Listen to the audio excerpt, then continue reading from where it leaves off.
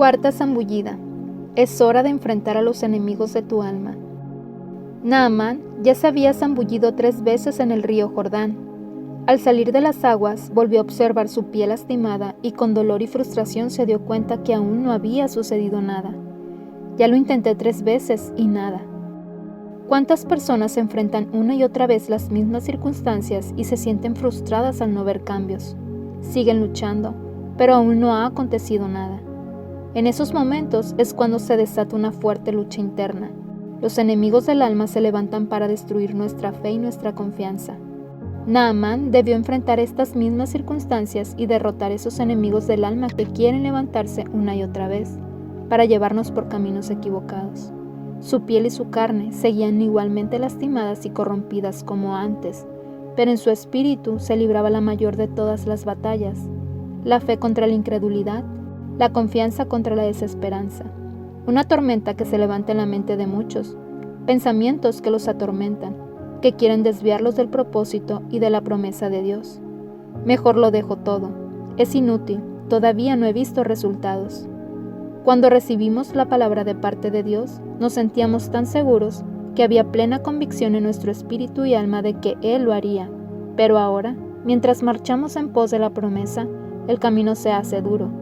Los obstáculos son numerosos y las fuerzas muchas veces nos faltan. Es allí donde debemos enfrentar a los enemigos que se levantan. Es tiempo de batalla, pero la victoria la tenemos asegurada. Naamán volvió a sumergirse en las aguas. Capítulo 7. Los enemigos que quieren destruirte. Porque no tenemos lucha contra sangre y carne. Efesios capítulo 6, versículo 12. Enemigos poderosos que debemos enfrentar. La santidad se ve reflejada cuando nos apartamos del mal para obedecer a la voluntad de Dios. Es un estilo de vida. Se denota en nuestro carácter, en nuestra forma de pensar, en nuestras acciones. Comienza en el corazón y se transforma en un principio de vida, de integridad, de pureza. Tratar de ignorar que habrá situaciones, estrategias del enemigo y que hasta nuestra propia naturaleza carnal que querrá afectar nuestra integridad y relación con Dios sería estar ciegos frente a una realidad que nos rodea. Muchas veces debemos luchar contra nuestra propia carne, que está corrupta. Naamán tuvo que luchar contra la desintegración y descomposición de su propia carne, producto del avance de la lepra. Esto mismo es lo que ocurre en el corazón y pensamientos de muchos. Luchan contra su mente carnal, contra sus pensamientos, contra actitudes y contra enemigos que se levantan. ¿Cuáles son algunos de los enemigos más peligrosos que deberás enfrentar?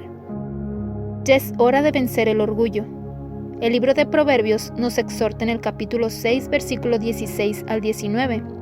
6 cosas aborrece Jehová, y aun 7 abomina su alma: los ojos altivos, la lengua mentirosa, las manos derramadoras de sangre inocente, el corazón que maquina pensamientos inicuos, los pies presurosos para correr al mal, el testigo falso que habla mentiras y el que siembra discordias entre hermanos. Cuando este pasaje menciona los ojos altivos, se refiere al orgullo, la altivez, la soberbia.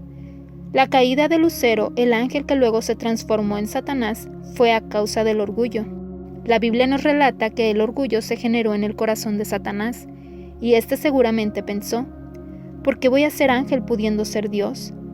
Aunque Dios le había dado un rango de ángel aún más grande que los arcángeles, el querer ser igual a Dios fue lo que trajo como consecuencia su caída, y arrastró consigo una gran cantidad de ángeles que lo siguieron. Muchas veces el orgullo y la soberbia dejarán huellas nefastas a nuestro alrededor, lo que afectará a muchos otros. Síntomas de orgullo. ¿Cómo podemos identificar el orgullo en nuestra vida en cuanto a nuestra relación con Dios? He aquí una pequeña lista de síntomas y actitudes que revelan nuestra verdadera condición interior. Hay orgullo cuando rehusas escuchar a Dios, cuando rehusas oír a los pastores, a la autoridad espiritual, a tus líderes, cuando rehusas marchar y vivir de acuerdo a la palabra de Dios y su voluntad, cuando te apartas de los mandamientos de Dios, cuando te rebelas contra Dios, cuando te enojas con Dios, cuando resistes al Espíritu Santo, cuando endureces tu cerviz, tu corazón se endurece y pierdes sensibilidad, cuando sigues los pensamientos de tu mal corazón antes que seguir la palabra del Señor, cuando sabes que estás equivocado, pero sigues adelante como si nada sucediera, Cuando rehusas convertirte de corazón, te comprometes a medias, pero nunca del todo. Cuando perseveras en el mal, cuando rehusas obedecer a tus padres, cuando eres sabio en tu propia opinión, cuando eres infiel a tu cónyuge, a tu familia, a tus principios, a Dios. Cuando tratas de justificar tus errores y siempre reprochas y juzgas a los demás. Cuando finges y aparentas que todo está bien, cuando en realidad todo está mal. Cuando te resistes a buscar la presencia de Dios y buscas tu propia comodidad. Debes desterrar las manchas de contaminación en tu mente y en tu corazón. El Señor Jesús quiere que desterremos y limpiemos nuestra mente de los pensamientos que no nos edifican. El pueblo de Israel entró en la tierra prometida por medio de Josué y habitó en casas que habían pertenecido a los cananeos. Estos antiguos moradores estaban llenos de amuletos, fetiches, hechicería, que escondían y guardaban en las paredes de barro, para que éstos los protegieran del ataque del pueblo de Dios. Fue entonces cuando el Señor le habló al pueblo de Israel y le dijo que si veían una mancha verde que brotaba de la pared, sería una señal de que tenían que llamar al sacerdote para raspar la mancha y limpiar la casa, ya que ésta estaba contaminada. El sacerdote venía y cerraba la casa por 7 días y raspaba las paredes hasta que la mancha desaparecía. En algunos casos había tanta idolatría y contaminación adentro que la lepra, la señal de contaminación, salía una y otra vez hasta que tenían que derrumbar la casa por completo. Los objetos encontrados, fetiches, estatuas, etc., eran destruidos y erradicados de aquella vivienda. ¿Qué nos enseña esta historia? Que es Dios quien quiere sacar a la luz las manchas verdes, los pecados ocultos de tu vida, para que puedas exterminarlos definitivamente. ¿Hay cosas que ocultas en tu casa? Ya es hora de limpiarla. En la antigüedad, estos pueblos cananeos eran muy astutos. La contaminación no estaba a simple vista, sino oculta dentro de las paredes de su casa. Por fuera solo se veía la casa, las paredes, pero por dentro ocultaban maldición, los trabajos de hechicería, la idolatría, la perversión. ¿Cuántos hay que en lo oculto guardan revistas pornográficas, películas obscenas, idolatría, imágenes, objetos trabajados, etc.? Ya es hora de que tomes una decisión. ¿Qué vas a hacer con toda esa contaminación?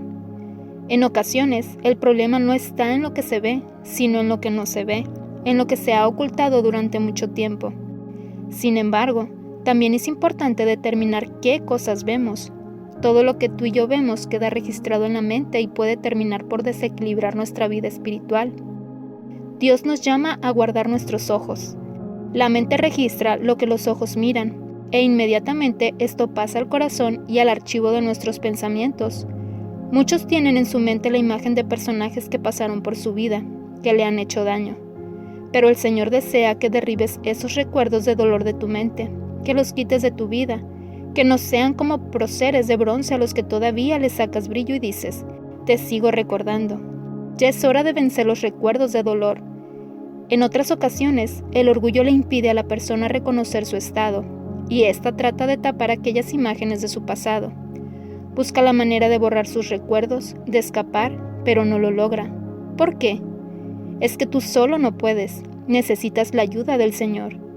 Él quiere hacerte libre, pero para ello debes derribar la barrera de orgullo que has levantado en tu vida y reconocer lo que pasa en ella, en tu casa. Mira las paredes espirituales, quizás están verdes, llenas de podredumbre. Ya es hora de que hagas algo para cambiar esa realidad. Dios te llama al arrepentimiento. Dios aborrece los ojos altivos y te llama al arrepentimiento, a que busques su presencia. Consagra tus ojos al Señor. Quita la altivez que te lleva a la muerte espiritual. Si te humillas, Dios te levantará. Si le pides perdón, Él te perdonará. Arrepentimiento no solo significa llanto, dolor, pesar, quebranto. Arrepentimiento también significa cambio de rumbo. Con llorar solamente y tener un profundo pesar en tu vida, no lograrás el cambio. Tienes que marchar, tomar decisiones, cambiar de actitud, de forma de actuar. El Espíritu Santo, el Paráclito, el Ayudador te guiará. Quita la queja de tu vida. No andarás chismeando entre tu pueblo, no atentarás contra la vida de tu prójimo. Yo, Jehová. Levítico capítulo 19, versículo 16.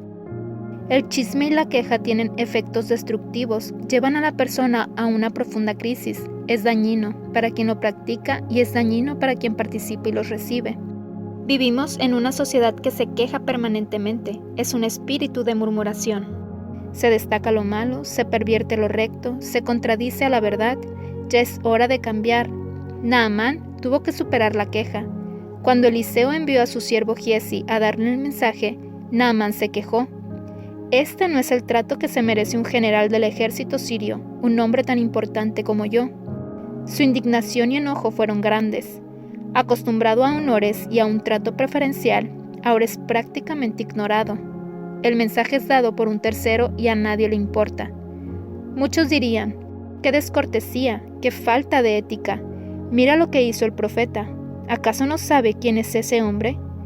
Cuán propensos somos a quejarnos de todo, en vez de observar el lado positivo. Nos concentramos en los aspectos negativos y los potenciamos. Necesitamos arrepentirnos de la murmuración y de la queja. La Biblia nos habla de la armonía, de ser uno con los demás, de ser pacificadores, de tener un corazón humilde. Observemos a los hijos de Israel cuando se quejaron del pan y al final el pan fue lo que los sustentó durante 40 años.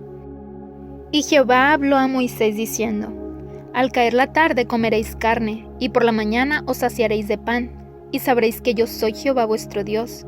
Y venida la tarde subieron codornices que cubrieron el campamento, y por la mañana descendió rocío en derredor del campamento. Y cuando el rocío cesó de descender, he aquí sobre la faz del desierto una cosa menuda, redonda, menuda como una escarcha sobre la tierra. Y viéndolo los hijos de Israel, se dijeron unos a otros: ¿Qué es esto? Porque no sabían qué era. Entonces Moisés les dijo: Es el pan que Jehová os da para comer. Éxodo capítulo 16, versículo 11 al 15. Esta historia nos relata cómo Israel se quejaba de algo que en realidad era una bendición. Este era el alimento que Dios había preparado, les hacía bien, era nutritivo. Seguramente ellos esperaban otra cosa, pero el Señor les dio una porción especial cada día, de un pan que Él mismo horneaba para su pueblo y que ellos no supieron apreciar. A través de este pasaje vemos ilustrada perfectamente lo que es la queja, la murmuración. Ellos pidieron un milagro y cuando éste llegó, lo recibieron de esta manera diciendo: ¿Qué es esto? La queja produce descontento, preguntarse: ¿qué es esto? No estamos conformes con lo que Dios nos da en ese momento. Queremos algo diferente, no apreciamos el milagro, la provisión sobrenatural, el favor de Dios. Recuerdo que Dios tuvo que enseñarme este aspecto en mi propia vida. Cuando ingresé en el seminario lo hice con el ímpetu de todo joven. Soy uno de los seminaristas de mi iglesia, pensaba con entusiasmo. El primer día de clases el director del seminario anunció: Bueno, vamos a repartir las tareas, uno por uno. Según la lista iba recibiendo sus tareas. Llegó mi turno. Claudio Freidson, te toca. Pensé, dirigir los coros, pero añadió, limpiar los baños. No lo podía creer. Muy enojado, me fui a ver al director, que además era mi pastor en la iglesia, con el consiguiente privilegio que yo pensaba tener en el seminario. Le pregunté: ¿por qué me pusiste a limpiar los baños? Me contestó: porque te conozco y sé lo que tienes que aprender. Le respondí: estoy aprendiendo teología bíblica, homilética. Yo estoy para otra cosa, no para limpiar los baños.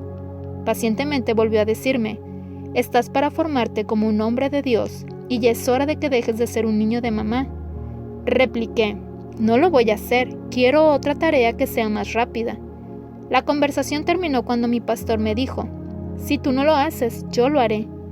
Me fui muy desilusionado de aquella oficina, esperaba algo mejor de mi pastor. Ahora sé que verdaderamente me estaba dando lo mejor, y cuánto lo necesitaba. Al otro día el pastor se levantó y salió con el balde y todos los elementos de limpieza rumbo a los baños. Entró y se encerró para hacer la tarea que me correspondía a mí. Yo daba vueltas y vueltas. Finalmente entré y vi al pastor arrodillado limpiando dentro de los baños. Me enseñó una gran lección de humildad.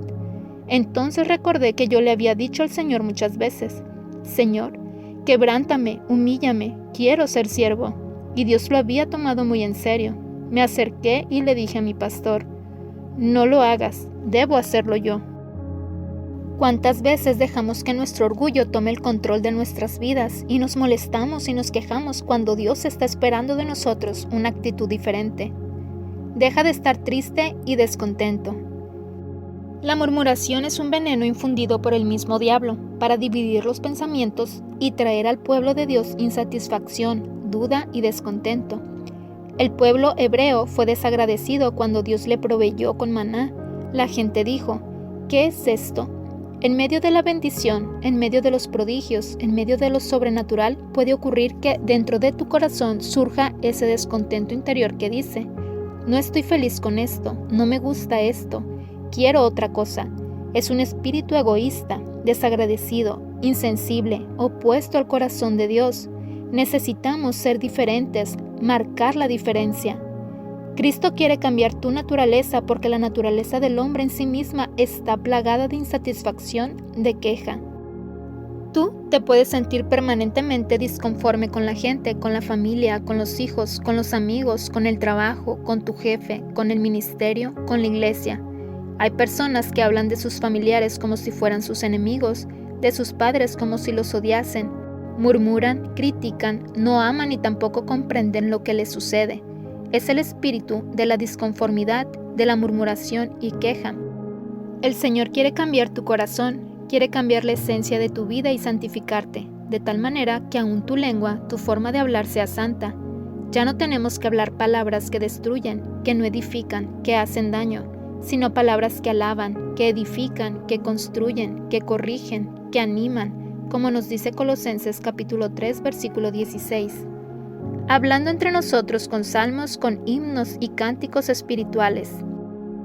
Qué hermoso es sembrar ánimo en otro hermano, qué hermoso es sembrar motivos de alabanza en otros, qué hermoso es levantar y animar a nuestra familia, en vez de unirnos para hablar de algo que no edifica. Dios nos llama a estar unidos en las cosas que alaban y glorifican a Dios. Pablo, en su primera carta a los tesalonicenses, escribe: por tanto, alentaos los unos a los otros con estas palabras, capítulo 4, versículo 18. Aliento en vez de queja, ánimo en vez de frustración. Es necesario renovar el espíritu de nuestra mente. No te quejes más, aprende a animar, a alentar, a edificar, a bendecir. La murmuración es el caldo de cultivo para la desunión. La murmuración está ligada al chisme, a la desunión. Siempre que hubo murmuración en el cuerpo de Cristo, hubo división. Por eso la Biblia nos habla una y otra vez de la importancia de la unidad. En la vida cotidiana muchas veces se genera ese descontento, esa murmuración interna. Algunos comienzan a escuchar comentarios, chismes santificados. Es como si pusiéramos sobre ellos un cierto manto de espiritualidad. No se lo cuentes a nadie, te lo digo para que ores. Recuerda que Dios resiste la lengua mentirosa. Casi siempre lo que escuchas y crees muchas veces es infundado, y eso puede hacerte mirar la vida desde una perspectiva que no es la correcta. Si en verdad hay algo que está mal, algo que es un peligro, alguna cosa que crees que es importante corregir o enfrentar, no lo transformes en una murmuración, en un chisme, en una crítica. Ve y consulta a tu autoridad, háblale de tu carga, pero no le des lugar a la murmuración. La Iglesia Santa es una iglesia donde todos sienten una misma cosa, donde nos amamos, donde nos respetamos, donde nos interesamos por los demás. Es verdad que no somos perfectos, pero hay un profundo anhelo en nuestro corazón de ser cada día mejores, de imitar a Cristo en nuestras vidas. Él es nuestro modelo, el ejemplo a seguir. En el mundo las peores cosas suceden a nuestra espalda. Uno se da vuelta y hay alguien que le está clavando un puñal a otro, lo está criticando. No debe ser así entre los cristianos. Ese es el espíritu del mundo egoísta, carnal, no refleja a Cristo. Por eso es necesario que limpiemos nuestra forma de hablar. El cristiano marca la diferencia, se cuida de tentar a otro, de afectarlo, de lastimarlo. Con nuestras palabras, con nuestra lengua, lastimamos, herimos, dañamos a tantos, aún sin darnos cuenta, que en muchas ocasiones terminamos dándole un marco espiritual a la queja, cuando en realidad puede hacer tanto daño.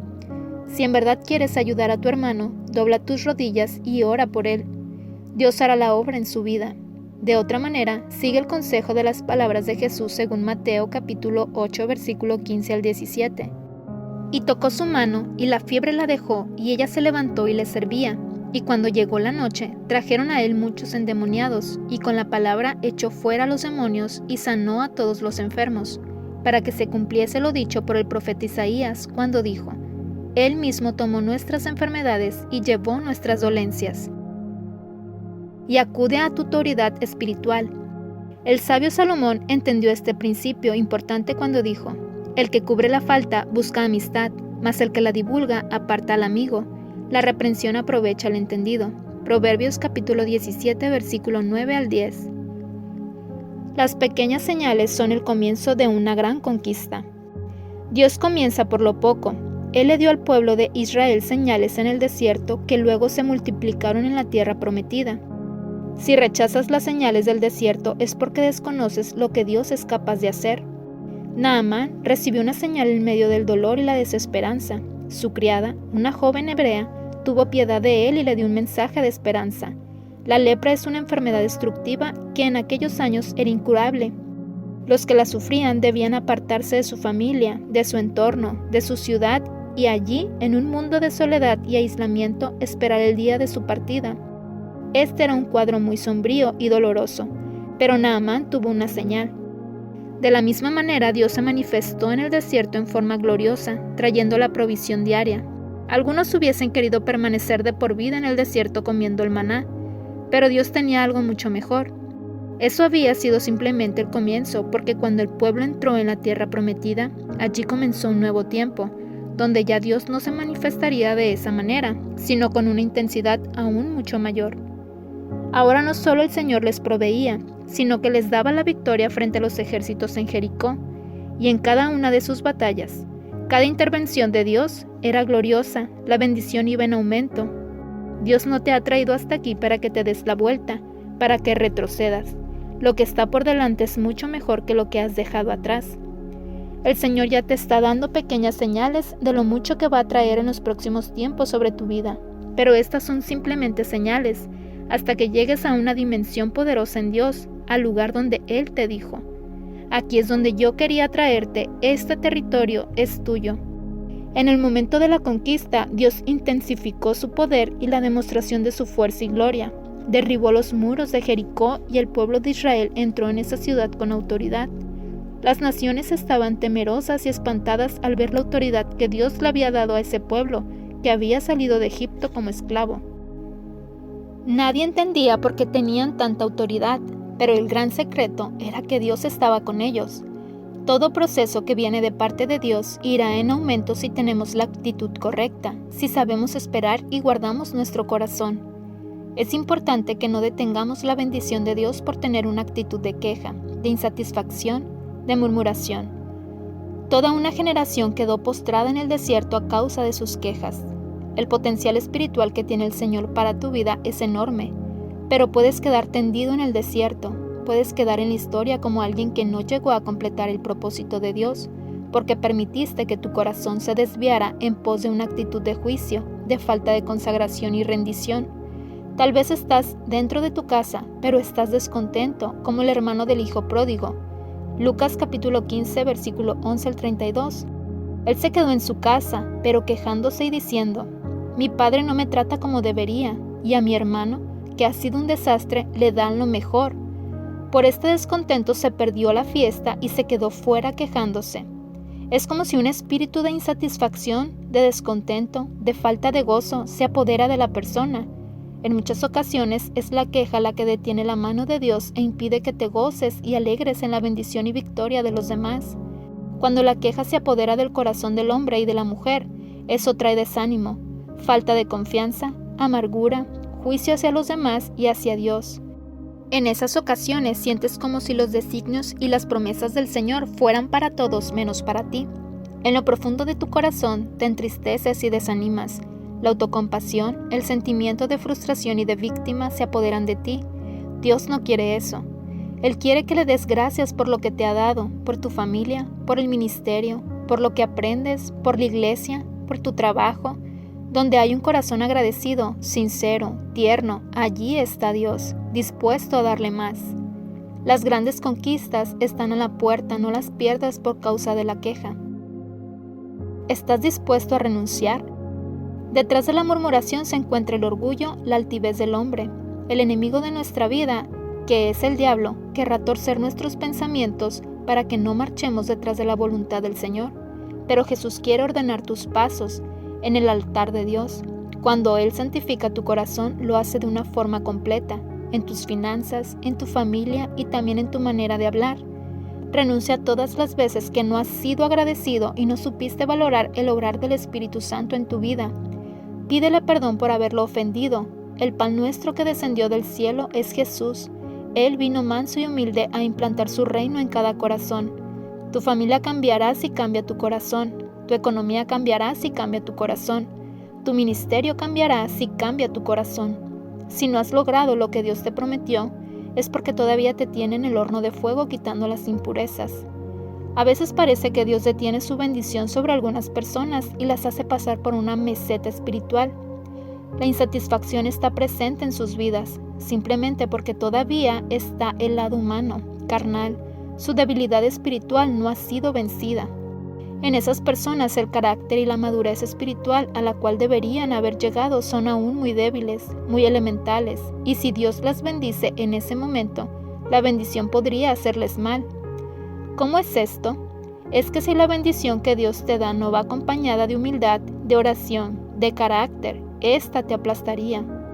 El Señor sabe y conoce qué cosas son las que puedes soportar hoy y cuáles no. Las Escrituras nos dicen que la bendición de Dios es para bien, no hace daño. Sin embargo, hay muchos que esperan la bendición para hacerse ver. Tienen un espíritu de orgullo. Quieren mostrar sus hechos y proezas para hacer ver cuán útiles pueden llegar a ser. Entonces es el Señor quien detiene su mano por un instante para enseñarte, porque quiere tratar primero con tu carácter, con tu santidad, con tu capacidad de perdonar y de tener una excelente relación interpersonal. Si hay falta de perdón, si hay orgullo y no hay sometimiento a Dios, todo lo que Él quiere hacer en tu vida terminará afectando tu santidad. Recuerda que, y la santidad sin la cual nadie verá al Señor. Hebreos capítulo 12, versículo 14. Hay personas que juegan con la salvación, no han tomado en serio su compromiso con Dios. Somos nosotros, como hombres y mujeres, los que recibimos la bendición de Dios, pero tiene que ir acompañada de pureza, de transparencia, de un carácter moldeado, de búsqueda de su presencia. ¿Qué es lo más importante, tu imagen o tu corazón? Observa con atención el pasaje que nos relata acerca de la vida de Saúl. Entonces Samuel dijo a Saúl: «Locamente has hecho, no guardaste el mandamiento de Jehová tu Dios que Él te había ordenado, pues ahora Jehová hubiera confirmado tu reino sobre Israel para siempre. Mas ahora tu reino no será duradero. Jehová se ha buscado un varón conforme a su corazón, al cual Jehová ha designado para que sea príncipe sobre su pueblo, por cuanto tú no has guardado lo que Jehová te mandó». Primera de Samuel capítulo 13, versículo 13 al 14. Dios habló a través del profeta Samuel y le dijo a Saúl: «Locamente has hecho». Saúl era un gran líder, un príncipe, un rey levantado por Dios, pero cometió una locura. Ocupó un sitio que no le correspondía y ofreció un holocausto en medio de una batalla con sus enemigos.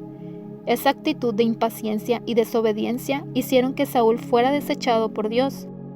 Casi siempre Dios nos advierte de esas locuras que pueden afectarnos y quitarnos lo que Él quiere darnos. Hemos sido llamados y elegidos para alcanzar metas y conquistar aquello que Dios nos llama a hacer. Sin embargo, hay áreas principalmente en nuestro interior que batallan con el propósito de Dios. Debido a la petición expresa del pueblo, Dios le dio a Saúl como rey y lo puso en un lugar de liderazgo al que nadie había llegado antes. Sin embargo, Saúl tomó en poco la unción de Dios, actuó locamente. Impulsado por una actitud carnal y humana, se dejó llevar por su desesperación. Se fue apartando hasta tal punto y ocupando sitios que no le correspondían, que usurpó el lugar que Dios había determinado para otro. Humana y carnalmente se posesionó, despojó. Estas malas actitudes trajeron graves consecuencias para él. Si Dios tiene que reprender y llamar la atención de la iglesia hoy, es en el área de nuestra forma de vida, del carácter cristiano, de la integridad, de lo que somos dentro y fuera de la iglesia. Por eso es tan importante que aprendamos cuáles fueron las actitudes que llevaron a Saúl al fracaso. Después de una cruzada que realicé en el extranjero, me llamó una hermana para dar testimonio de lo sucedido durante mi visita. Uno de esos testimonios me dejó impresionado. Se trataba de un hombre, un cristiano de muchos años, que había participado en las reuniones. Transcribo las partes más notables del relato. El domingo por la mañana recibí una llamada de un hombre que había estado en la reunión del sábado por la noche. Cuando vino estaba muy escéptico con todo, pero aquella noche fue derribado por el Espíritu Santo y pasó un largo tiempo sobre el piso. Durante esos momentos el Señor estuvo tratando con él, convenciéndolo de pecado en su vida.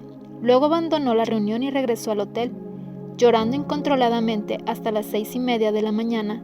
Entonces llamó por teléfono a la mujer con la cual había mantenido relaciones adúlteras por espacio de 11 años. Cuando él estaba tendido en el piso la noche anterior, Dios le dijo que era su última oportunidad para enderezar su camino, o lo perdería todo.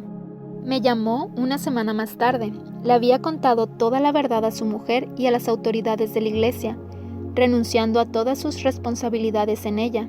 Deseaba tomar un tiempo para arreglar las cosas en su propia vida. Ayer volvió a comunicarse, pidiéndome una reunión con él y con su esposa, para ser ministrados. Ella me manifestó esta mañana cuán agradecida estaba al Señor de que su marido hubiera asistido a la cruzada. Cuando él le había anunciado que deseaba participar, ella no estuvo de acuerdo. Tenía sospechas de que algo andaba mal, presentía que había otra mujer, pero luego sintió la paz de Dios y lo puso en sus manos, permitiéndole ir. Me reúno con ellos la semana próxima. Este hombre entendió que lo más importante no era la imagen que estaba dando mientras por dentro su vida y su matrimonio se derrumbaban. ¿Cuántos aparentan por fuera estar muy bien, pero por dentro están destruidos? Ya es hora de que dejes la apariencia. A Saúl le preocupaba más la apariencia que limpiar su carácter. Lo único que anhelaba era que los demás lo vieran en una actitud de triunfo. En su desesperación, mientras no sabía si Samuel llegaría para cumplir con su función sacerdotal, Saúl usurpó el rol del sacerdote. Pretendiendo mostrar una apariencia de autoridad, desoyó el mandamiento que Dios había establecido. Dado que el rey no podía actuar como sacerdote, a Saúl le importó más la apariencia que el mandamiento de Dios. Vivimos en un mundo donde se promueve constantemente todo lo que tiene que ver con la apariencia, la imagen y el prestigio. Esta misma lucha debió enfrentarla Naamán al sentir que Eliseo no lo recibía. Pero también nos encontramos con la otra imagen que tratamos de ocultar. Es aquella donde nos cuesta mostrar que sufrimos, que nos hemos equivocado. A veces luchamos con nuestros propios errores, evitamos mostrar nuestra necesidad de ayuda. Uno de los grandes problemas que tienen muchos cristianos es que cuando deben pedir ayuda, se callan y tratan de sobreponerse a las dificultades solos. Cuidan la apariencia y tienen miedo de que van a decir de ellos si cuentan lo que hay en su corazón. Saúl cayó y perdió todo, básicamente por un problema de conducta interna. Dios lo desechó y buscó a otro hombre conforme a su corazón. Al Señor no le importó las batallas ganadas contra los filisteos, ni lo trascendente de la imagen de Saúl, porque él conocía que su corazón no era el correcto. Lo que debe quedar grabado en tu corazón es que no debes caminar por apariencias, sino por la justicia y la verdad, que muestres una imagen no distorsionada de lo que eres, que los demás vean la realidad sin que tengas que ocultar nada. La Biblia dice que aquel que se acerca a Dios es transformado. La presencia de la vida de Cristo va modificando tu vida. Es como cuando te expones al sol, no puedes ser la misma persona después de estar expuesto a Dios y a su palabra. Era tanto el orgullo que tenía Saúl que cuando fue desechado estuvo más preocupado de la opinión de los demás que de la opinión de Dios.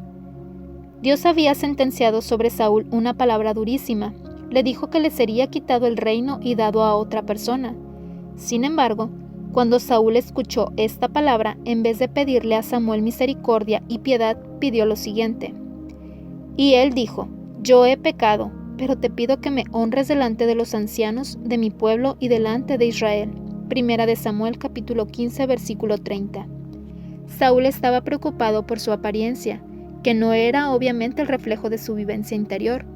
Su vida había estallado literalmente, estaba hecha añicos. Sin embargo, buscaba salvaguardar su imagen delante de la gente y de los líderes. ¿De qué vale que llegues a la iglesia y trates de aparentar que todo está bien después de haber tratado mal a tus seres queridos, después de haberle pegado con ira a tus hijos, después de haber cometido algún tipo de infracción a la ley de Dios? Uno de los problemas de muchos cristianos es la falta de sinceridad, la falta de transparencia para decir: «Me equivoqué, estoy mal, necesito ayuda. La Biblia fue escrita para instruir, pero también para exhortar y mostrarnos que así como Dios trató con los antiguos, sin lugar a dudas tratará con nosotros, los que hoy estamos en el tiempo de la gracia. David, por el contrario, era un hombre conforme al corazón de Dios, era el otro lado del péndulo, superó el rechazo de su familia, nació en una familia que no lo estimó, que no lo tuvo en cuenta, pero cuando llegó el profeta Samuel a su casa, fue para elegirlo como rey sobre toda la nación. David no tenía un corazón herido, ni estaba enfermo a causa de las heridas provocadas abiertamente por su familia. La actitud de su corazón le permitió sobrellevar las cargas. Aquí está la diferencia de carácter. Mientras que alguien que pasa por presiones y luchas, quita sus defensas espirituales y se entrega a la derrota, y depresión porque su familia no lo tiene en cuenta, o le tienen celos, o no le dan oportunidades. Otro guarda su corazón y no permite que las presiones de la familia, el egoísmo del mundo, las tentaciones de la sociedad afecten su vida. Sobre toda cosa guardada, guarda tu corazón, porque de él mana la vida. Proverbios capítulo 4, versículo 23. Permite que el Señor cambie tu carácter para que puedas parecerte cada día más a Él. Examina cómo está tu corazón. ¿Estás preocupado por las apariencias? ¿Tratas de que la gente siempre te vea alegre, feliz, sobrellevando los problemas, pero en realidad te sientes fracasado y no lo demuestras? David nació en una familia totalmente diferente a la de Saúl. Saúl salió de una familia de buena posición, mientras que David provenía de una familia de pastores de ovejas. Saúl tenía linaje, tenía trayectoria, tenía apellido. David superó los escollos y tropiezos de haber nacido en un hogar sin linaje, sin historia.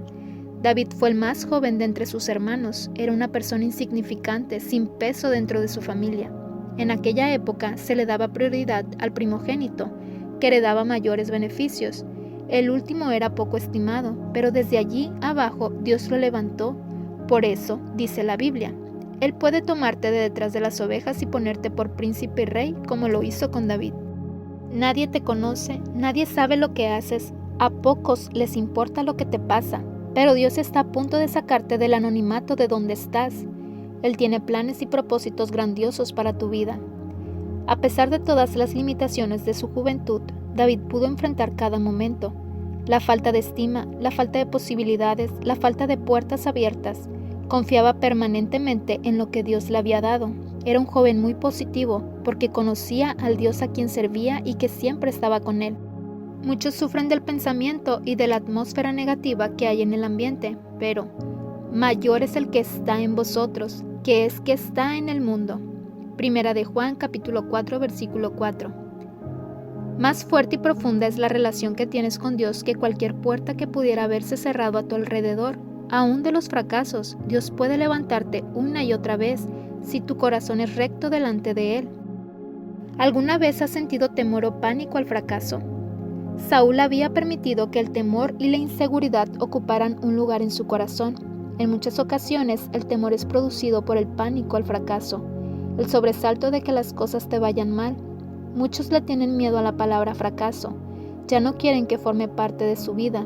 El temor te paraliza, te detiene, te afecta de tal forma que puede llevarte a hacer locuras como las hizo Saúl. Existen diversos tipos de temores: el temor a la muerte, el temor a quedarse solo, el temor a la enfermedad, el temor a la violencia, el temor al fracaso. En todos los casos el temor trae serios conflictos espirituales, porque cuando uno le abre la puerta al temor, este avanza hasta quitarnos el sueño y afecta nuestro estado anímico y físico. La Biblia dice que el perfecto amor echa fuera el temor. Primera de Juan capítulo 4 versículo 18. Dios es nuestra torre fuerte, nuestra fortaleza. Por lo tanto, no te apoyes en el hombre, apóyate en Dios. Ten confianza en aquel que es Rey de Reyes y Señor de Señores.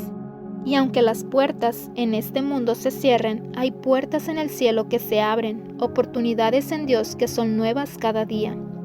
Renunciamos al temor, porque el temor trata permanentemente de venir a nuestras vidas.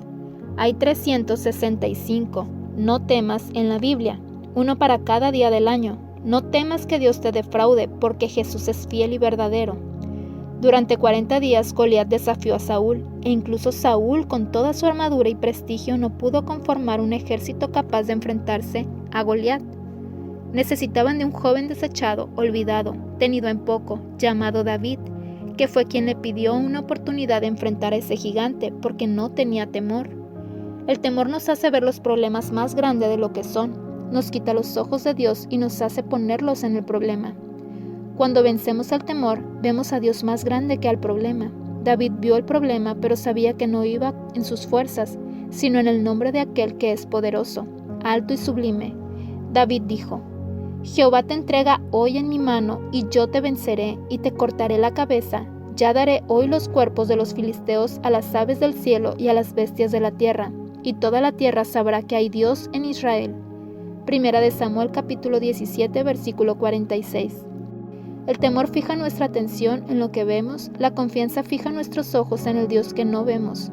Cuando Josué estaba a punto de conquistar la tierra de Canaán, tuvo una experiencia increíble: la revelación del Hijo, de Cristo en el Antiguo Testamento, quien le dijo: Yo soy el capitán del ejército de Dios que estoy contigo, voy a darte la victoria y voy a entregarte la tierra que te he prometido, y cada lugar que pisare la planta de tus pies será tuyo. Aunque no lo ves, Jesús está, Él lo prometió, y he aquí yo estaré con vosotros todos los días hasta el fin del mundo. Mateo capítulo 28, versículo 20. La presencia de Dios está contigo, los ángeles de Dios batallan por ti. No temas si tienes miedo, Dios no puede movilizarse a tu favor. Tener miedo es no tener fe en la palabra de Dios. En verdad, como hombres, somos pecadores, imperfectos, cometemos errores, no tenemos un pecado, tenemos varios. Recuerdo aquella ilustración de un hombre que quiso robar un chorizo de la carnicería. Al verlos allí colgando de un gancho metálico, tiró con fuerza de uno de ellos. Pero este chorizo estaba unido a otros. Grande fue su sorpresa cuando al salir corriendo vio toda aquella cantidad de chorizos que lo acompañaban detrás. Un pecado trae como consecuencia a muchos otros.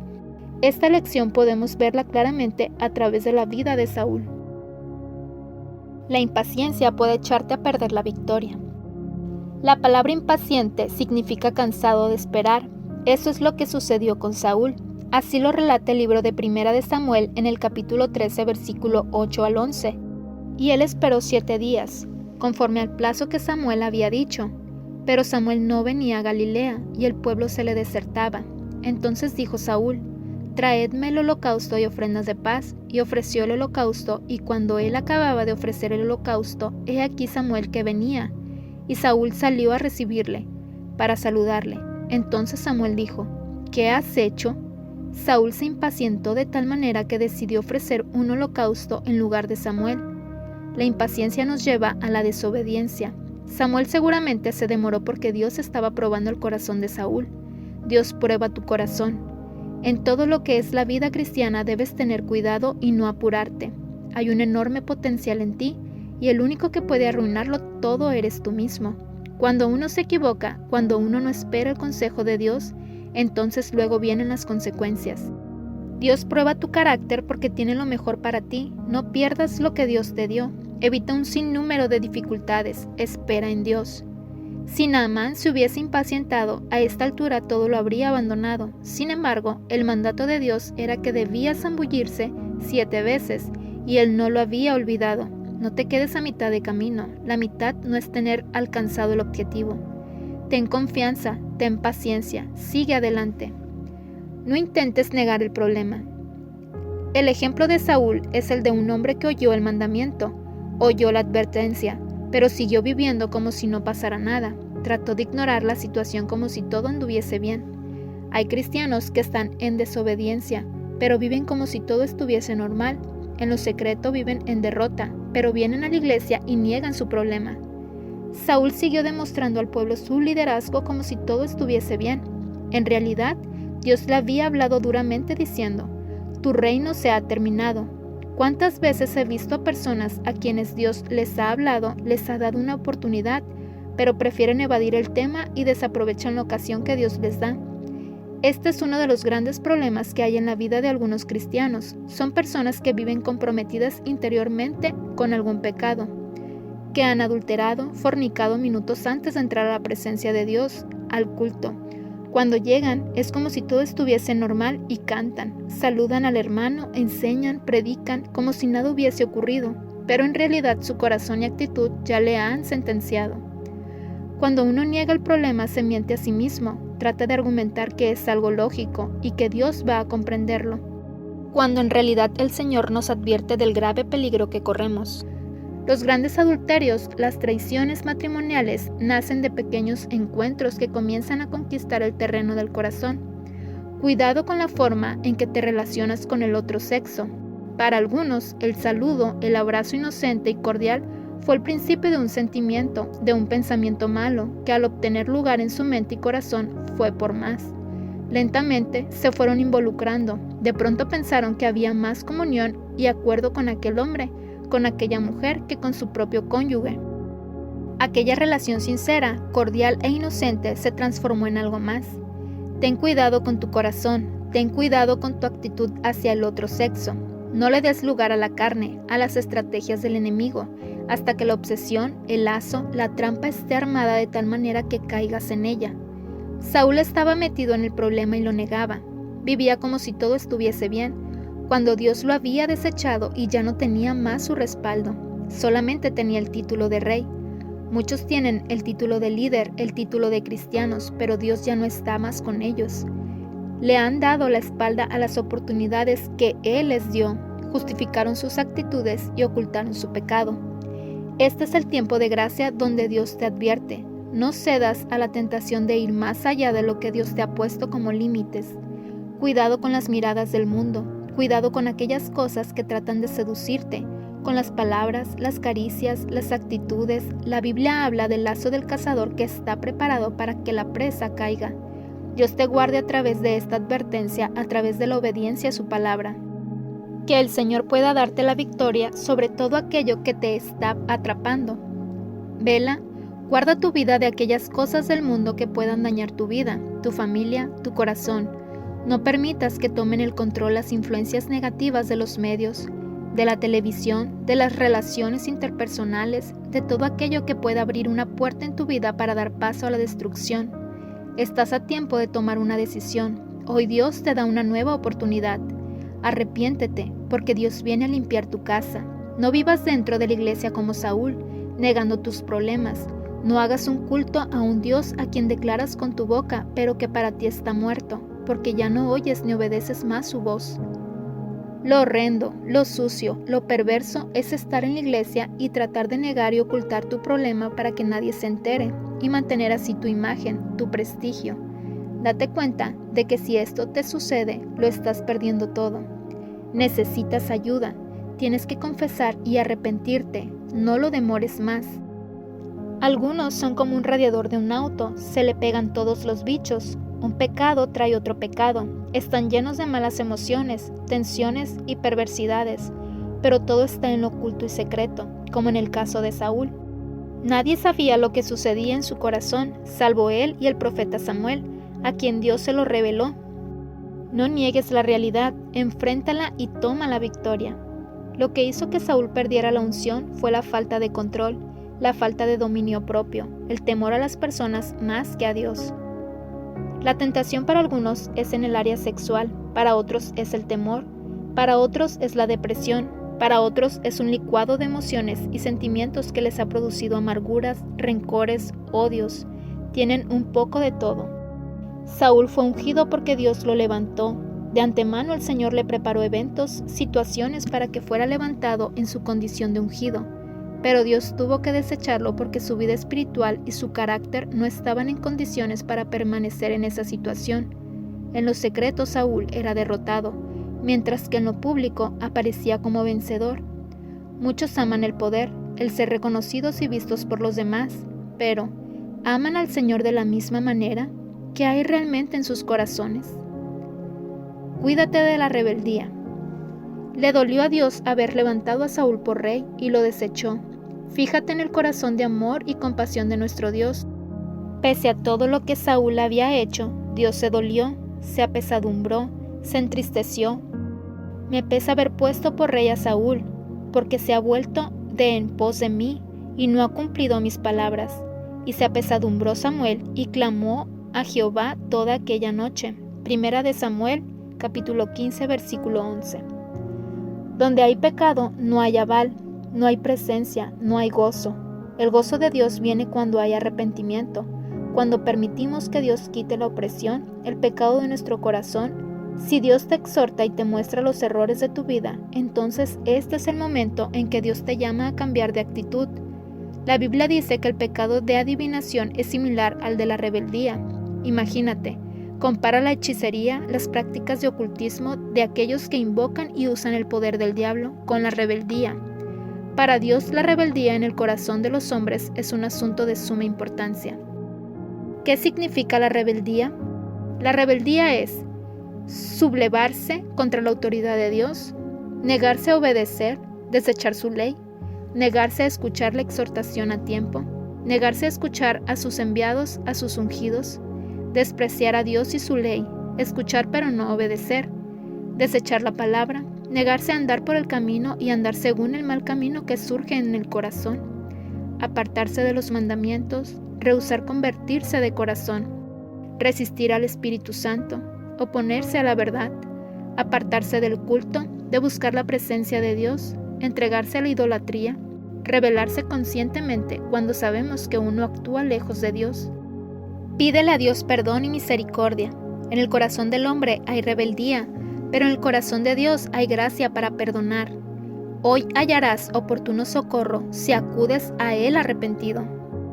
Los celos y la competitividad pueden destruirte. Saúl competía con David cuando cantaban. Saúl hirió a sus 1000 y David a sus 10,000. Primera de Samuel capítulo 18 versículo 7. Saúl se retorcía de celos. Tenía un espíritu de competitividad. No podía ver que otra persona como David fuera levantada, y menos en su lugar. No puede ser que amen y respeten más a un siervo mío que a mí. Hay cristianos que se retuercen y se duelen cuando Dios levanta a alguien. No aceptan que el Señor pueda usar también la vida de otra persona. Compiten, comparan, en su corazón no hay una actitud sincera, abierta. Es un espíritu de egoísmo centrado en sí mismo y no en Dios. Algunos hasta tienen actitudes como las de Saúl. Todo debe girar en torno a ellos más que al del Señor. Son mezquinos. La bendición solo puede ser para ellos, pero no para los demás. Son avaros, pues nada los satisface y aún, estando en mejor posición, les preocupa el crecimiento y el desarrollo de otros. Buscan la manera de evitar que los que están a su lado crezcan y se destaquen más que ellos. El mundo debe girar en torno a su enorme yo. Son personas que en vez de ser canales e instrumentos de Dios para levantar a otros líderes, por su orgullo y vanagloria, por sus celos, ponen toda clase de trabas y obstáculos para que ellos no avancen ni sigan creciendo. Son diques espirituales que impiden que se derrame el agua, la bendición. Esto carcomía el corazón de Saúl. Él era el rey, pero no soportaba que hubiese otro que fuera amado y tenido en cuenta por el pueblo. Lo más triste es que muchas veces los que sufren este tipo de celos no lo asumen ni lo reconocen, pero por detrás tratan de impedir que la otra persona crezca o sea levantada. Los celos, la competitividad, los consumen.